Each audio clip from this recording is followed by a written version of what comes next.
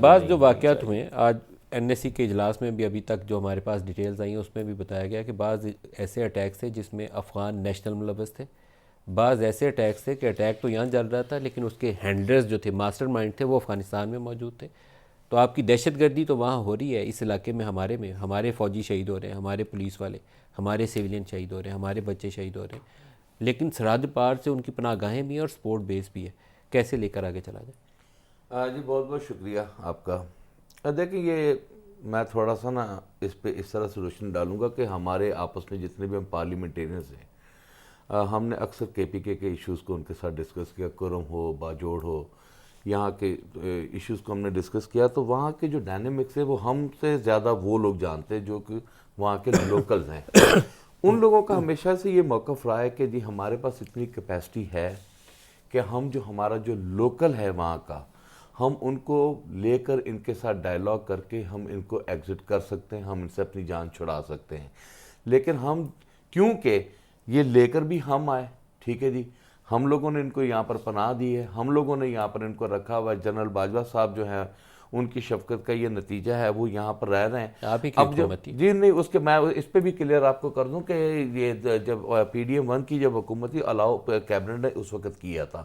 ہماری حکومت میں یہ ریکارڈ کی بات ہے، اس وقت مراد سعید ہو گیا، ہمارے اپنا جتنی بھی اسد کیسر صاحب ہو گئے۔ سر ری سیٹلمنٹ آپ کے دور میں شروع ہوئی تھی ری اور سیٹلمنٹ سر جی ہمارے عارف الوی صاحب سے پریزیڈنشل پارڈن لے کر جیلوں میں قید لوگوں کو رہا کیا گیا۔ ری سیٹلمنٹ کے اوپر ہماری کیبنٹ کا ایک بھی اپروول ہے تو آپ لے کر آ جائیں۔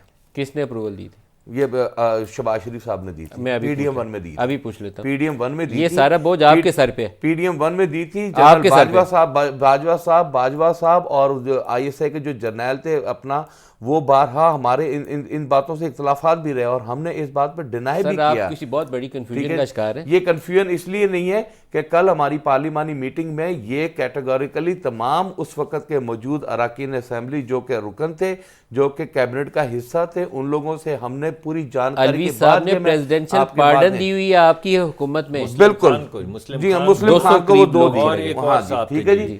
یہ جواز مسلم خان کا بنا کر اگر آپ یہ سمجھتے ہیں کہ جی ان سب کو پناہ ہم لوگوں نے دی تھی، تو اس طرح نہیں تھا۔ جنرل باجوہ صاحب اور یہ جو آئی ایس آئی کے تھے، اس وقت ہمارے اختلافات بھی ان کے ساتھ اسی بات پہ تھے کہ ہم ان کو الاؤ نہیں کر رہے تھے۔ اور اس کے بعد مجھے یہ بتائیں جی جنرل باجوہ، اب مجھے یہ بتائیں کہ پی ڈی ایم 1 میں جو کیبنٹ بنی اس نے اپروول نہیں دی، شہباز شریف صاف نے اپروول نہیں دی سیٹلمنٹ کی، ری سیٹلمنٹ کی کوئی دی تھی جو کیوں؟ استغفراللہ، کیا آپ کر رہے ہیں؟ ساتھ بیٹھے نا، نہیں تو میں آپ کو بتا رہا ہوں کیوں اپنا وہاں پر یہ گئے نہیں افغانستان میں۔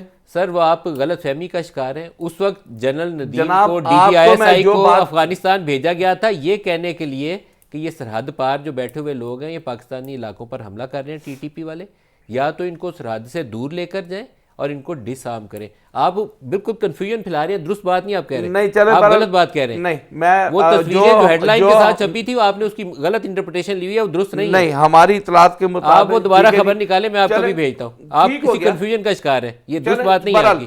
کہنے کا مطلب ہے کہ اب جب ہم ان کو واپس بھیج رہے ہیں، ٹھیک ہے، کون بھیج رہا ہے؟ اب کون بھیج رہا ہے؟ آپ بھیج رہے ہیں ان کو؟